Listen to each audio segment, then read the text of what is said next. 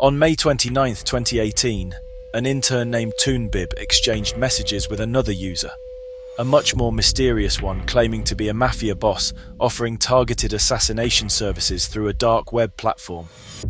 Toonbib then sent a photo of a high school student, an address in Indiana, a name Brian Georgia, and a disturbing message. Toon provided details on where Brian would be, specifically in an Airbnb in Indiana from June 1st to June 11th, and promised a Bitcoin payment of $5,500. On June 9th, Brian was found dead with a fatal gunshot to the head, but what actually happened and how his death was recorded will surprise you. There is a corner of the internet shrouded in mystery, especially fantasies, and that is the dark web. Most sites on the dark web are like a kind of online shop where you can anonymously obtain weapons, banking data, computer viruses, and many other unrecommended things in exchange for cryptocurrencies. In short, on these platforms, you will find everything you don't find on the good side of the internet. And then there are enthusiasts, those who investigate these sites to find the most hidden and dark information, often sharing their experiences on social media. Chris Monteiro is one of them. Chris is passionate about unusual and niche topics. During the day, he serves as a system administrator in a large company in London, while at night, he relaxes in the living room of his small apartment in the south of the city, surrounded by his 6 computer screens, exploring the depths of the internet. He also considers himself a hunter of cybercriminals and strange unknown digital phenomena, and most of his time is spent on the dark web. After years of exploring the depths of the network, Chris Monteiro has become a kind of reference point for internet urban legends. He publishes all his findings on his personal blog and on Reddit. His goal was quite simple: to restore the truth about what can be found in this dark and unknown part of the internet. But in 2016, an anonymous contributor decided to add a section on the Besa Mafia to Chris's initial article. When Monteiro received the notification that his article had been edited, he quickly understood the intentions of this mysterious contributor. Chris realized that someone wanted to distort his work and decided to confront the issue, but he could never have imagined what would happen next. Despite Chris being a veteran of the dark web and knowing how to navigate it, he had not yet realized what he was dealing with. But before his investigation, just a few days after the article was published, someone from the Besa Mafia contacted him. The message read, "We would like to offer you money in exchange for a positive review on our site. Is it possible? To prove that we are really a murder agency, I'll tell you my name. My name is Yura." This message would be the starting point of a long story between Chris Monteiro and Yura. Driven by curiosity, Chris decided to visit the site. Despite the technical shortcomings of the site, Yura claimed that his agency was the best and most well-known in the dark web. Yura even offered to pay a sum to place the Besa Mafia banner on Chris's blog, but Monteiro declined the offer. From there, the story takes another turn. Yura changes his attitude and becomes threatening, telling Chris that if he didn't comply, he would pay people to spread the news that Chris Monteiro is an undercover police officer. After this, Monteiro published the entire conversation on his blog, mocking Yura and calling him a troll. At one point, Chris receives a message from Yura saying, "If you want proof of our seriousness, provide us with the name, photo and address of one of your enemies. We can send local criminals to beat him up, and you will see for yourself that we use criminals to carry out assignments. Well, if it's just about beating someone or burning a car, we do it for free. But for murder, you'll have to pay a sum in cryptocurrencies." Chris continued not to respond until one day, a user on his blog posted a comment containing a link to a video. In the video, the date of April 2016 was shown, along with a message from some members of a mafia gang, followed by a burning car. Clearly, Monteiro, who had already dealt with many scammers on the dark web, knew that there was something wrong with this video. The video was taken to a London police station, where the guy claimed to be a cybercrime investigator specializing in drugs, fraud, and homicides. He wanted to report dark web criminals threatening him and burning vehicles. The case progressed a bit, but they noticed that the car was not in the UK. He also tried to contact the National Crime Agency via email, but realized much later that he had written the wrong email address and the message was never delivered. Chris then decided to investigate on his own. Shortly after, he created a fake account on the Besa Mafia site, making a false murder request. In doing so, Chris discovered something bigger. He identified a small loophole that would allow him to gather a lot of information.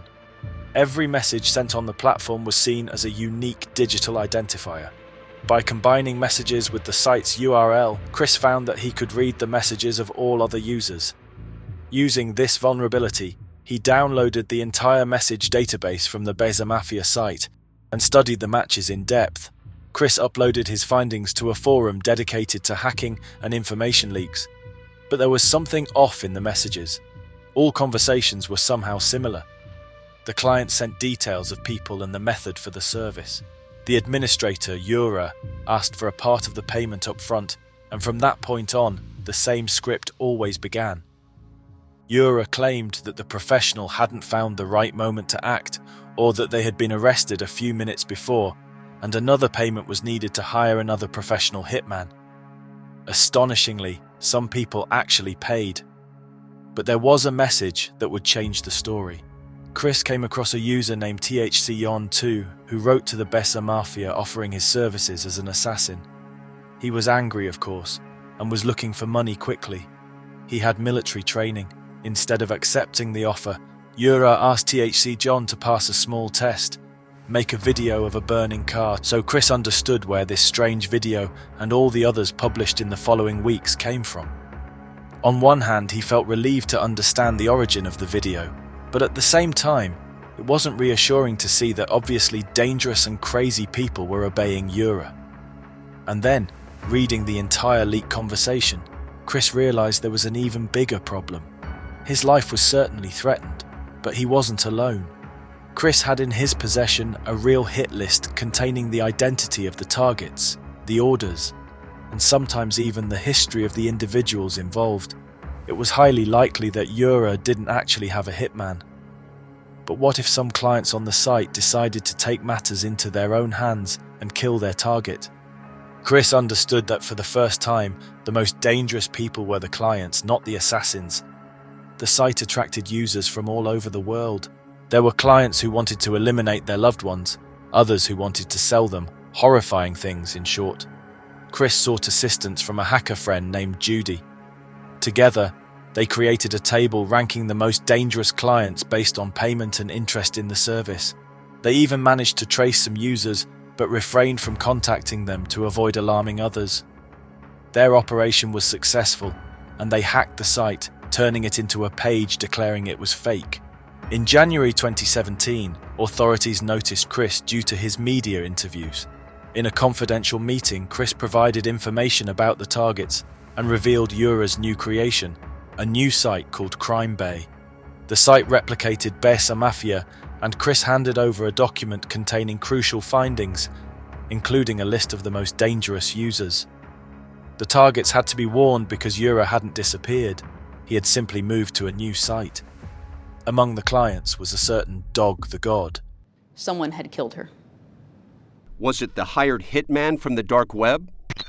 4,000 miles away in London, A white hat hacker named Chris Monteiro had been monitoring Yura's Besa Mafia site. What did Dog Day God want done? The target kill on a particularly given date. In one of the early messages, Dog the God asked Yura for advice on discreetly converting cash into Bitcoin, concerned that a $5,000 transaction might raise suspicion. Later, Dog the God proposed a plan for a simulated murder.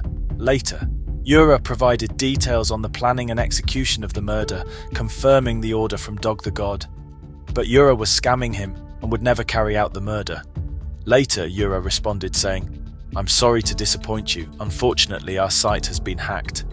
However, we have retained all customer and target information, and we will send it to the police if you do not send 10 bitcoins to our address. We have inserted malware and JavaScript into the site, and we can dox the customers, revealing their identities. If you want to prevent us from transmitting the information, including that of the target, to the police, send us 10 bitcoins to our address." But on November 13, 2016, less than 6 months after the last exchanges between Yura and Dog the God, Amy Holween, the target of the contract, was found dead in her home. Amy Holweiner was a dog breeder and lived with Stephen and their adopted son. Amy and Stephen were deeply involved in the religious life of their community. Stephen was also an idol in the local parish, and Amy devoted a lot of energy to organising religious events in the community. Dogs and religion, the nickname Dog the God, begins to make sense. Local police, alerted by US intelligence services, had contacted Amy to warn her of the existence of the mysterious Dog the God project. To counter this threat, her husband Stephen decided to purchase a gun, in case someone actually tried to harm her. Unfortunately, beyond warning her that someone wanted to make her disappear, the police did nothing more than a mostly superficial investigation, and that's when everything falls apart. Because weeks later, Chris found himself surrounded by armed police in his home, accused of being connected to the mafia. Yura had orchestrated false news linking Chris to the administration of the site and his involvement in the woman's murder. Although Chris was released after presenting evidence, the operation continued, leading to the arrest of several clients. Yura had recruited a group of web editors and spammers to spread false information about Chris Monteiro. This strategy created a narrative suggesting that Chris would claim to reveal Besa Mafia's secrets to establish himself as a person above suspicion. After days of interrogations, Chris was finally declared innocent and released. Meanwhile, Yura remained active. Later intercepted messages revealed a user named Toonbib seeking the murder of Brian Giroge in June in Indiana.